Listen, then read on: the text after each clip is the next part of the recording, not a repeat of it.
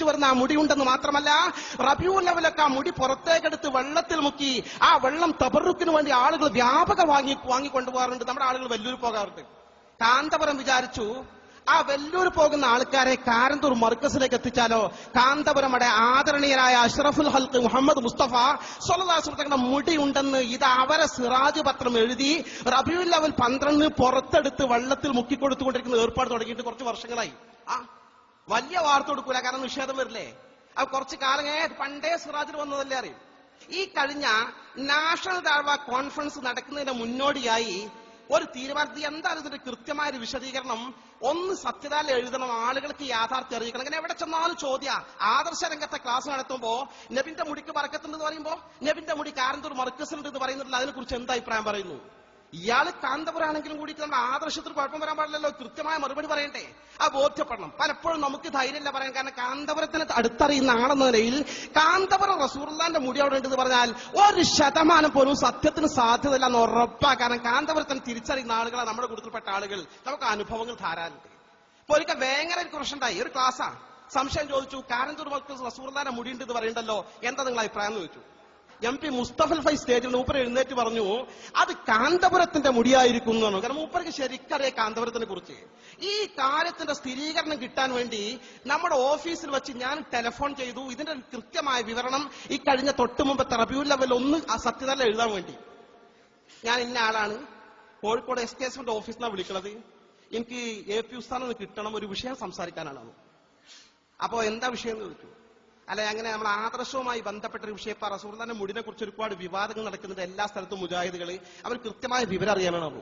അപ്പൊ ടെലിഫോൺ എടുത്ത ആൾ പറഞ്ഞു ഷെയ്ഖുന സ്ഥലത്തിലെ പുറത്താണ്, ഇവിടെ സീഫൈസ് ഉണ്ട്. സീഫൈസ് എന്ന് പറഞ്ഞാൽ ഷെയ്ഖുനാന്റെ മകളെ കല്യാണം കഴിച്ച ഭർത്താവ് മരുമകനല്ലേ പുതിയാപ്പള. അദ്ദേഹമാണ് ജനറൽ. ഒക്കെ സ്വന്തക്കാരാണ് ഇവിടുത്തെ ആൾക്കാർ. മകനും മരുമകനും ബന്ധപ്പെട്ട ആൾക്കാരും കൂടെ ട്രസ്റ്റ് ആക്കിയേക്കാണ് കാരന്തൂർ മർക്കസ് എന്ന് പറയുന്നു. അവിടെ ഉസ്താദ് ഉണ്ട്, സീഫൈസ് കൊടുക്കാറ് കൊടുത്തു. ഞാൻ പരിചയപ്പെടുത്തിയ ഇന്ന ആളാണ്. ഞാൻ ഇങ്ങനെ ആദർശവുമായി ബന്ധപ്പെട്ട വിഷയത്തിൽ ബുദ്ധിമുട്ടിയിട്ടാണ് ചോദിക്കുന്നത്. ഒരു കൃത്യമായ ഒരു വിശദീകരണം തന്നാൽ ഇത് നബിന്റെ മുടി തന്നെയാണോ, എവിടുന്ന് കിട്ടിയാൽ ജസ്റ്റ് ഒരു വിവരം കിട്ടിയാൽ കുഴപ്പമില്ലായിരുന്നു പറഞ്ഞു. മൂപ്പര് പറഞ്ഞു ഫൈസി എനിക്കതിനെ പറ്റാറില്ല, ഞങ്ങൾ 4 ദിവസം കഴിഞ്ഞ മൂപ്പര് വരുമ്പോൾ മൂപ്പരോട് ചോദിച്ചോളി പറഞ്ഞു. ഞാൻ പറഞ്ഞു ഫൈസി അതിന്റെ ജസ്റ്റ് നിങ്ങൾക്ക് മർക്കസിലുള്ള സാധനമാകുമ്പോൾ ഇത്ര പ്രധാനപ്പെട്ട വിഷയം ഒരു പ്രാഥമിക വിവരം ഉണ്ടാവുന്നത് എവിടുന്ന് കിട്ടി, എന്താണ് അതിന്റെ അവസ്ഥ എന്നുള്ളത്. അയാൾ പറഞ്ഞു മറുപടി അത് ഗുജറാത്തിനോ ബോംബെന്നോ എവിടുന്നോ കിട്ടിയാണ്, എനിക്ക് അതിനെ പറ്റുന്നത്. മൂപ്പര് വന്നിട്ട് നിങ്ങൾ ചോദിച്ചു തുടങ്ങി. അപ്പൊ സീഫൈസിക്ക് ഒരു വിശ്വാസമായി, എനിക്ക് ഉറപ്പായി. കാരണം മൂപ്പരും അപ്പൊ നമുക്ക് ഉറപ്പായി സംഭവം തട്ടിപ്പാണ്. ഞാൻ വരട്ടെ വിചാരിച്ചു. അപ്പൊ നാഷണൽ ദഅവ കോൺഫറൻസിലൊക്കെ അപ്പോഴേക്ക് 2 ആഴ്ച കഴിഞ്ഞിട്ടുണ്ട്. അവിടെ വെച്ച് നമ്മുടെ ആൾക്കാർ പറഞ്ഞു നാസർ ഫൈസിക്ക് ഒന്ന് വിളിച്ചു നോക്കിയല്ലേ വെച്ചു. വിളിക്കാറ് വിളിച്ചു വരുന്നല്ലേ വിളിച്ചു. ഫോണ് ഇയാൾക്ക് 10 മണിക്ക് കൊടുക്കാറുള്ളൂ. 10 മണിക്ക് മൊബൈൽ ഒന്ന് കൊടുത്തു. അപ്പോ ഞാനിങ്ങനെ പറഞ്ഞു ഉസ്താദേ നമ്മൾ പണ്ട് കാലത്ത് വലിയ ബന്ധമായിരുന്നു. പിന്നെ ആദർശ രംഗത്ത് ഇപ്പോഴും നമ്മൾ 1-2 സംഘടനയെന്നേ ഉള്ളൂ. പക്ഷെ ഇപ്പൊ ഒരു ആദർശ രംഗത്ത് ഒരു പ്രശ്നം, എവിടെ ചെന്നാലും ഒരു ചോദ്യം ചോദിക്കുന്നത് നബിന്റെ മുടി മർക്കസിലുണ്ട്. പക്ഷെ നമുക്ക് ഉറപ്പിച്ചതിനെ പറ്റി ചോദിക്കുമ്പോൾ അതിന് സനതുണ്ടോ, അത് എവിടുന്ന് കിട്ടി, അതിന്റെ പരമ്പര പറയാൻ പറ്റുമോ, നബിയിലേക്ക് എത്തുന്ന ചോദിക്കുമ്പോൾ ഒരു മറുപടി പറയാൻ, ഉറപ്പ് പറയാനേ അതിന് നിജസ്ഥിതി അറിയാനാ ഉസ്താദിനെ വിളിച്ചത്. നേരത്തെ സീഫൈസിനെ വിളിച്ചത് ഉസ്താദ് വരും എന്ന് പറഞ്ഞപ്പോ കാത്തിരുന്നതാണ്, ഉസ്താദിനെ വിളിക്കുകയാണ് പറഞ്ഞു. ആ മോനെ എന്താ സംശയം, റസൂലുള്ളാഹിന്റെ മുടി ഇവിടെ ഉണ്ടല്ലോ, എന്തൊക്കെയാണ് മോന്റെ വിശേഷങ്ങള്, മോനിപ്പോ എവിടെയുള്ളത്? ഞങ്ങൾ കരുവാറുണ്ട് താറിന്. മാനു മുസ്ലിയാരുടെ വിവരം എന്താണ് മോനെ എന്നിങ്ങനെ ചോദിച്ചിട്ട് മൂപ്പര് റസൂലുള്ളാഹിന്റെ മുടിന്റെ വർണ്ണനകൾ ഇങ്ങനെ പറയാൻ തുടങ്ങി. ഇബ്നു സീരീൻ റസൂലുള്ളാഹിന്റെ മുടിന്റെ പുണ്യത്തെ കുറിച്ച് ഇങ്ങനെ പറഞ്ഞേക്കണ്, അങ്ങനെ പറഞ്ഞേക്കണ്, ഹദീസുകൾ ഇങ്ങനെ പറയാൻ തുടങ്ങി. ഒരു 10 മിനിറ്റോളം പറഞ്ഞപ്പോ ഞാൻ പറഞ്ഞു ഉസ്താദേ ഞാൻ ചോദിച്ചത് ആ മുടി ഉസ്താദിന് എവിടുന്ന് കിട്ടി, അതിന്റെ ഒരു കൃത്യമായ പരമ്പര. അപ്പൊ വെല്ലൂരിന്ന് കിട്ടിയതാണോ, എന്നാ വെല്ലൂർ പോകൂലേ? അല്ല സുഡാനിൽ നിന്ന് കിട്ടിയാണോ, സുഡാനിൽ പോകൂലേ? അല്ല കശ്മീരിൽ നിന്ന് കിട്ടിയാ കശ്മീരിൽ നിന്ന് പോകൂലേ? അല്ല അബുദാബിന്ന് കിട്ടുന്ന അബുദാബിത്തെ മുടി കാണാതാവില്ല, എവിടുന്നെങ്കിലും ഉള്ള മുടിയല്ലേ കിട്ടുള്ളൂ. ഞാൻ അങ്ങനെ പറഞ്ഞില്ല, മാന്യമായി ചോദിച്ചിട്ട് എവിടുന്ന് കിട്ടിയതൊരു ജസ്റ്റ് ഒരു വിവരം ഉസ്താദെ. അതിനെന്താ മോനെ സംശയം? അത് വളരെ കൃത്യമായി 5 കൊല്ലം മുമ്പ് എന്റെ കയ്യിൽ കിട്ടിയതാ. ഞാനത് പഠിച്ച് വളരെ ബോധ്യപ്പെട്ട അവിടെ വെച്ച് റസൂലുള്ളാഹിന്റെ മുടിയെന്ന് ഒരു സംശയം വരാതെ പിന്നെയും മുടിന്റെ മഹത്വം പറയാൻ തുടങ്ങി. പിന്നെ ഞാൻ ലാസ്റ്റ് പറഞ്ഞു ഉസ്താദെയോ ഏതെങ്കിലും മുജാഹിദ് പ്രശ്നമാക്കുമ്പോ നമുക്കൊരു ഉറപ്പ് പറയാൻ വേണ്ടിയാണ് ഉസ്താദിന്റെ കയ്യിൽ ആ മുടി കിട്ടി അതിന്റെ സനതുണ്ടോ പരമ്പര ഉണ്ടോ, വേണ്ടി വന്നാല് ഇതായി ഈ മുടി ഇന്ന ആളിന്ന് റസൂലുള്ള വരെ മുട്ടുന്ന ആ പരമ്പര നമുക്ക് ആ സനതൊന്ന് കാണിച്ചു കൊടുക്കാൻ പറ്റുമോ? വേണ്ടി വന്നാൽ മുജാഹിദിനെ കൂട്ടിക്കൊണ്ടെന്ന് ആലോചിച്ചു. ആ മൂപ്പര് പറഞ്ഞു ചിരിച്ചിട്ട് ഭയങ്കര ആളല്ലേ, അല്ല മോനെ എങ്ങനെയാണ് സനദിലുള്ള ആൾക്കാരെ കാണിച്ചു കൊടുക്കുക, അവരൊക്കെ മരിച്ചുപോയില്ലേ പറഞ്ഞു.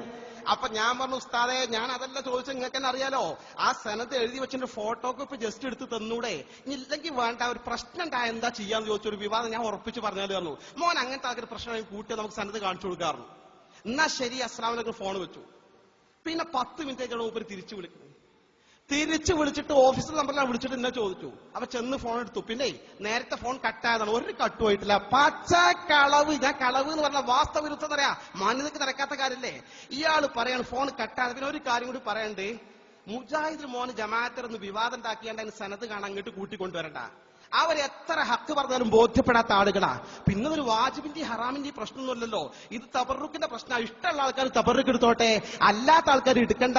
മോൻ അങ്ങനത്തെ ആൾക്കാർ അങ്ങോട്ട് കൂട്ടിക്കൊണ്ടുവരണ്ട എന്ന് സാക്ഷാൽ കാന്തപുരം അബൂബക്കർ മുസ്ലിയാർ പറഞ്ഞതിലൂടെ വളരെ കൃത്യമായി ബോധ്യപ്പെട്ട ഒരു കാര്യമുണ്ട്. ആദരണീയരായ അഷ്റഫുൽ ഹൽഖ് മുഹമ്മദ് മുസ്തഫ സ്വല്ലല്ലാഹു അലൈഹി വസല്ലം തങ്ങളുടെ വിശുദ്ധ കേശത്തിന്റെ പേര് പോലും വ്യാജമായി കെട്ടിച്ചമച്ചുണ്ടാക്കി ആ പേര് പോലും ദുരുപയോഗം ചെയ്ത് ഒരു കെട്ട് മുടി അവിടെ വെച്ചുകൊണ്ടാണ് റസൂലുള്ളാഹിന്റെ മുടിയാർ പ്രചരിപ്പിച്ചിരുന്നത്. ഒരൊറ്റ കാര്യം ഓർക്കുക, ആദരണീയരായ ഹബീബ് പറഞ്ഞു, മൻ കദബ അലയ്യ മുതഅമ്മിദൻ ഫൽയതബവ്വഅ മഖഅദഹു മിനന്നാർ.